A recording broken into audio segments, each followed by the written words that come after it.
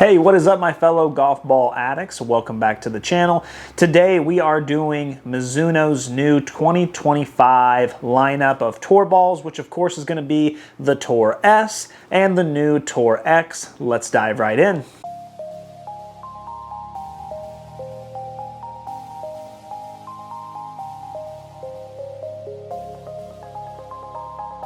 Guys, as always, I appreciate the liking, the commenting, the subscribing. The channel continues to grow, and I truly feel blessed. Thank you all very much. I appreciate it. Please keep it up. It helps the algorithm. If you're not subscribed, we'd love to have you here. We have all kinds of great content, and I can't wait to produce even more. So, you know, when it comes to Mizuno, a lot of golf ball addicts who have been on the channel for a while know that I had a soft spot for Mizuno a while, and one of the main reasons I did was because the previous generation of the X golf ball was one of my favorite tests of all times.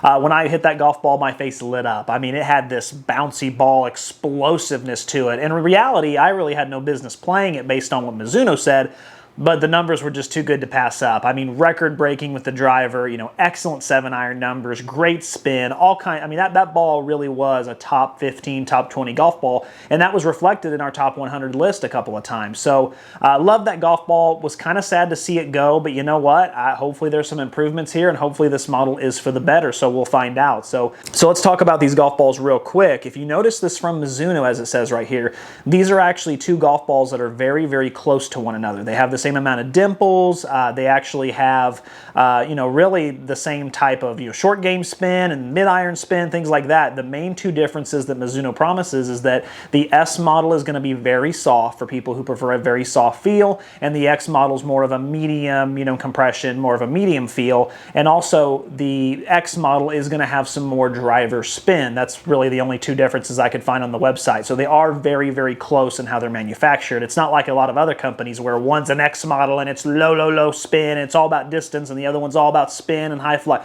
Nothing like that here. This is two golf balls that are designed to be very close. It's more about fitting than it is about, you know, specific, you know, being different, if that makes sense. So let's start with the design, and let's start with the S model. Looking at this, on the front there, it says Mizuno Pro, and then has the little tiny Mizuno logo and the number. And, you know, I gotta be honest, I'm not a big fan. I think the previous model of just having the Mizuno logo was so much better. This is what it looks like. The reason I like that so much better is because I think Mizuno's logo is just the tops. I really do. Like, it is the bee's knees. Maybe it's just iconic for me because I played baseball growing up and I always had a Mizuno glove, and so I love that big logo. I'm also, my golf ball addicts will know, I like a big logo in general. I don't like a lot of words on there mucking it up. I just think it looks bad. Why put the Mizuno Pro lettering on there? It just doesn't make sense to me. I think that they should just make the nice big Mizuno logo. You know, maybe you could just do the Mizuno logo and put Pro underneath it or something, but this is just too much. I don't like it at all. Coming around to the side, you'll see the alignment tool. Now look, am I a big fan of arrows? No. Do I like, you know, the thin lines and having it transparent underneath? No. But it is better than their last version, which this is their last version, and as you can see, I hated that because some of the font was big, some of the font was small. It was basically useless. This isn't useless, it's just almost useless for me, so it is an improvement, so I gotta give them some credit there. Dimple pattern, kind of giving off some Bridgestone vibes a little bit, but it looks good. The coating on the outside feels pretty good. It feels premium, like premium urethane, which is good. So, you know, I understand they were trying to rebrand. Mizuno has been trying to really establish themselves as a, you know, a player in this game for a while, and I understand why they're trying to make changes and come better, but I just think putting Mizuno Pro on there is not good. I think that was a step backward ultimately, but hey, we'll check out the performance. I do want to talk about the price real quick as well. So Mizuno actually had a really good price point before of $42 a dozen, but as you can see there, this has now changed. They are $47.99 a dozen, which is still a good bargain for a tour ball, but that's still definitely up there. I mean, that's going to definitely, you know, cause some people to not buy it because Mizuno just doesn't carry that kind of name yet. But I will say, right now they are running buy two, get one free, which is a great deal. I don't know how often they run that. I don't know if that's a continuation thing or if it's just, you know, short term, but if they run that often, it's a really good deal. If they don't run that often, it's okay, you know, but still good when it comes to the realm of tour balls. It's probably the cheapest tour ball you can probably get. So I don't know, I have mixed feelings about it, but overall that's a good price. So let's go ahead and get out to the chipping and putting green and let's see how it does around there. All right, gonna start with the S first. Let's see what we're rocking with here. Awesome. Wow, really clean. Nice little crisp sound. I absolutely love the checkup. I mean, that was a perfect strike, but still, that's incredible. I love to see it. Let's keep it going.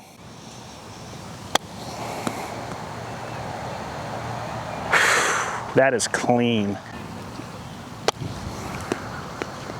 Yeah, I mean, just consistent checkup every single time. That was actually a little bit of a mishit, and it still had pretty much the same checkup. I love that. Let's run it back. Low spinner. Wow, just so much bite. I'm gonna try to get one to go left here. Yeah, some serious bite on that ball.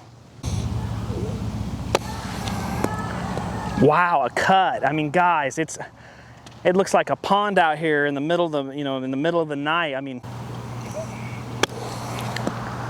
oh my gosh, more bite than a snake pit in an Indiana Jones movie. I mean, seriously, like, there's so much bass effect. If you open it, you get a really harsh turn to the right. If you close it, you get a harsh turn to the left. This is awesome. It's been a long time since I've seen a golf ball with this much control and feel and bite on wedges. Like, that's refreshing. Okay, so yeah, a little bit more lengthy of a test there with the S, but I was having too much fun, guys. I'll be real with you. This is the X. Let's see how this one does. Definitely louder. Oh my goodness, even more bite. That thing shot left. I mean, it shot left. I had the face too closed. Wow. So this one, not as forgiving. If you mishit this one, it just has a firm release and rolls off the back of the green. But if you hit it correctly, boy, it has a lot of bite and it'll jump left and right. I want to do some more testing with that X model for sure. So like I said, the X model has a click. It's definitely a firmer press in the hands. It doesn't feel heavy or anything like that. It actually comes off the club beautifully. It's just got that click that an X model golf ball normally would. Yeah, guys, it really just, the spin is there. There is as much spin as the regular S. The problem is the forgiveness. If you mishit it, there's just no spin. It rolls off the back, whereas the S, even when I slightly mishit them, I still got some decent spin. So that's the big thing I'm noticing. I'm going to try to get this one to go left. Oh, yeah, absolutely. Yeah, no problem at all. Get in the hole. Not bad. Yeah, I think the X is going to be for an advanced golfer for sure. I'm having some trouble. This one's not as fun as the S. Let's hit this cut. Yeah, I mean, if you hit it clean, like I said, that bass effect's there, but not bad. But yeah, that's for an advanced golfer. The S is what us golf ball addicts are going to use.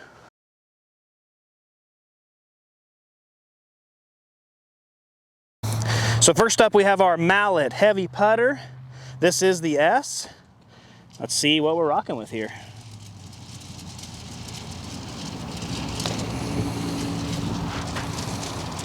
Not bad, just didn't give it enough. Very soft and buttery. It definitely has a buttery feel coming off. Not a lot of click, not a lot of sound.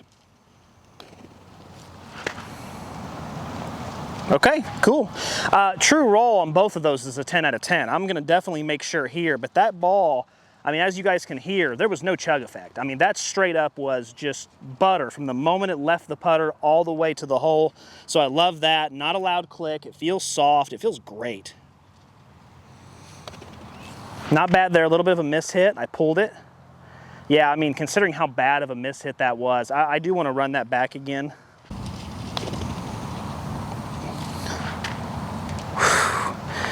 Yeah, it doesn't have a ton of bouncy ball off. I mean, it's not like I hit it. It's actually got a very, very, very true roll. One of the truest rolls I've seen in a while, so that's really good to see.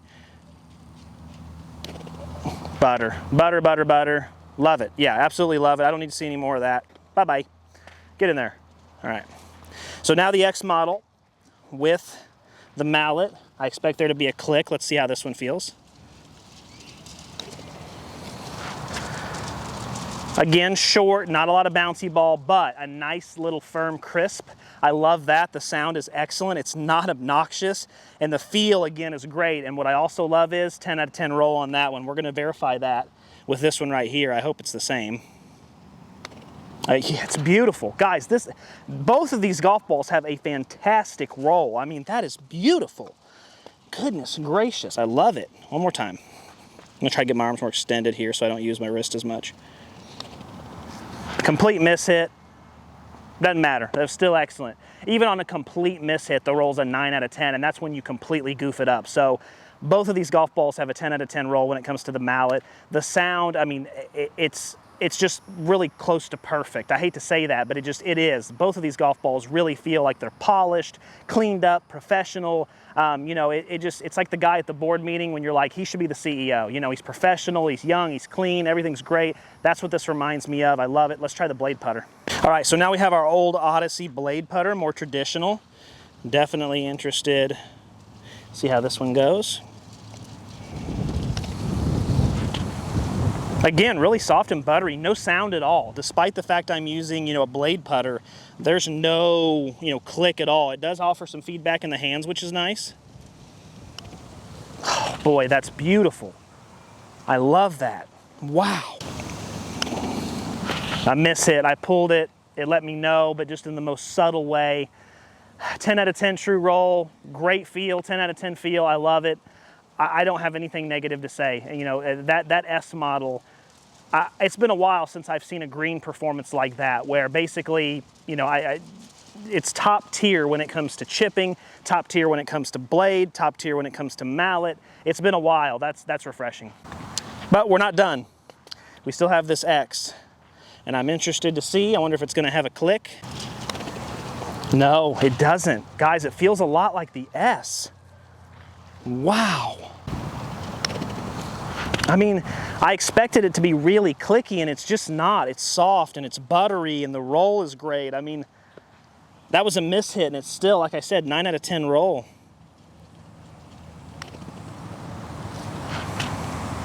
Yeah, just incredible. I mean, I got to give Mizuno some credit there. Green side, I haven't got to the performance numbers yet, but green side, that is some top tier stuff. It's been a while since I've seen something that good. Either of those golf balls, I would game around the green. Like I said, with the X though, chipping, very punishing when it comes to miss hits.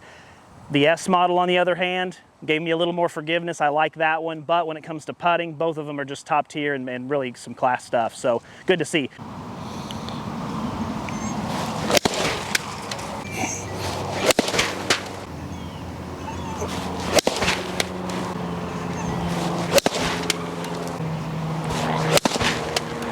So when it comes to the S model, it actually feels really good on pure hits. It's close to a 5 out of 5, but it's not quite. I'd give it a 4 out of 5 on pure hits.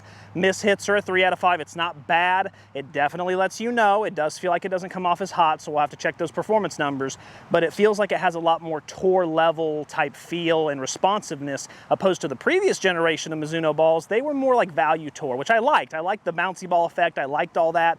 I'm getting ready to hit the X's, which this is what I'm really interested in, because as I said before, the X models were, you know, top 15 golf ball for 2 years on the channel. So we love that one. So let's see what they've done.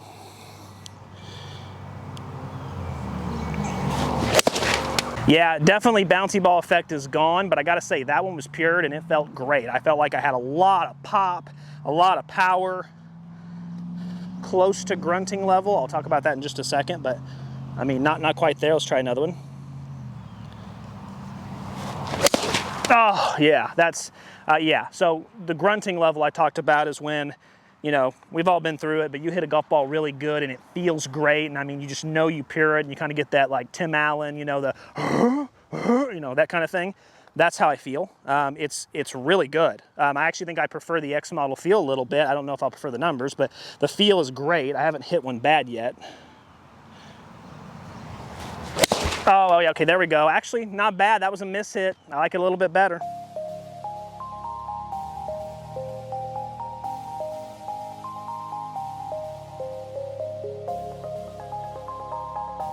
Let's go ahead and do the 50-yard pitch, backspin RPM. Starting with the S model, we are looking at 8,133, which is above average. I love to see it. And then look at that Mizuno Tour X, baby. Spin, spin, spin. 8328, that is an excellent number of checkup. Both of these golf balls being urethane, both of them having that level of spin, both of them are going to have not only some amazing checkup, but I imagine they're going to have a little bit of rip back too. So excellent. I can't say anything more about that. Let's get into the pitching wedge now. Looking at the pitching wedge, we have 127.5 for the regular Mizuno. That's a gain of 6 yards. That is significant. The X, as you can see there, 120.7, so a loss of about half a yard, so not bad. 127.6, 121 on total. As you can see with the S, I did swing a little fast, so you got to keep that in mind. But 7 yards is still 7 yards, so even if I only gained 4 or 5 with a normal swing speed, that's still significant, so I don't hold it against it. Ball speed with the S is just bonkers, 99.5. I love to see that. Average there with the X model, so the X model's just kind of checking the boxes, nothing wrong with that. 7,003 on the spin, so actually an average number of spin for the S, but a massive increase in ball speed and in distance, so that's really good to see.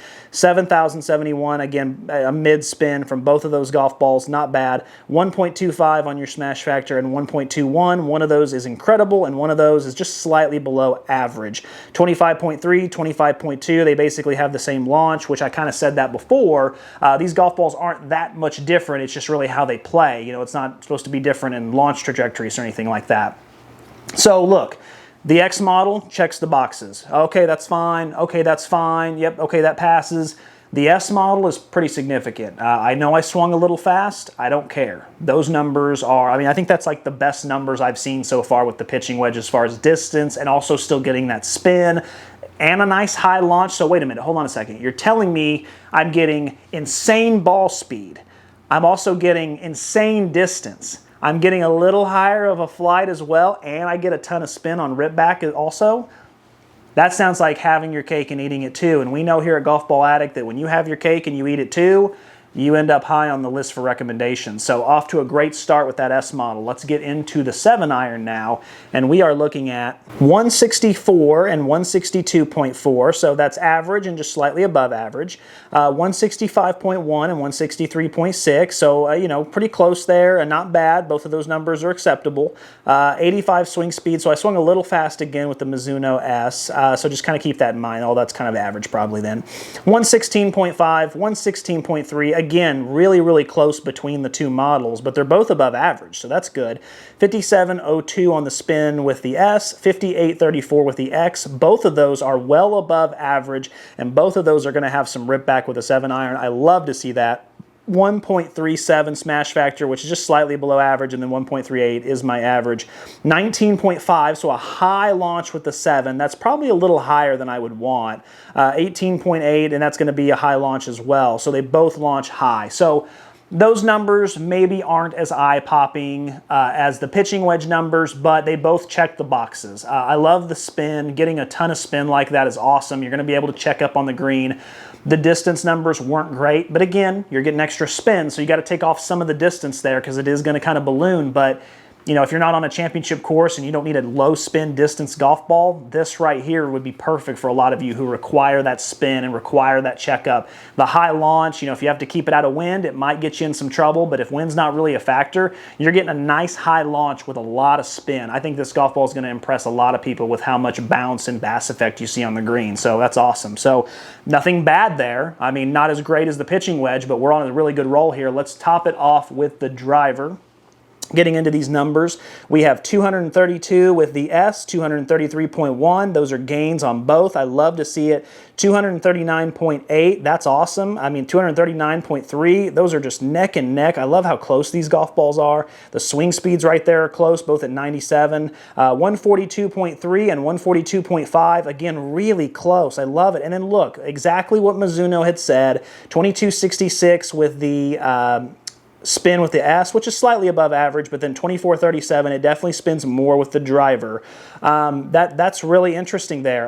Look at the launch with the X model, 19.4. Holy cow. So these are two high launching golf balls that really spin a lot, for better or for worse. So not everyone's going to want that spin on the driver, but They spin a lot. They do kind of as advertised. You know, they spin a lot. They launch high. They're very close. The ball speeds increase. They have a really great feel.